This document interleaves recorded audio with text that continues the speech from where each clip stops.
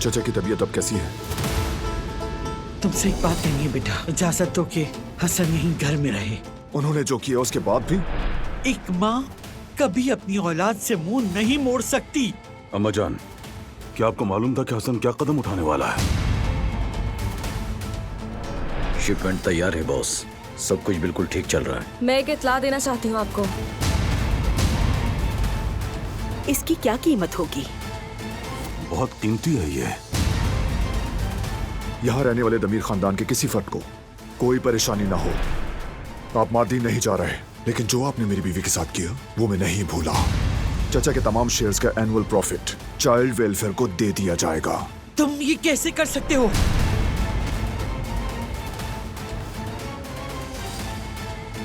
बारान बेटा, ख्याल रखना इसका। तिलान अब तुम्हारे हवाले। जी बाबा, सुन रहा हूँ मैं। सबिया से मुताल्लिक फाइल की नकल मिल गई है हमें।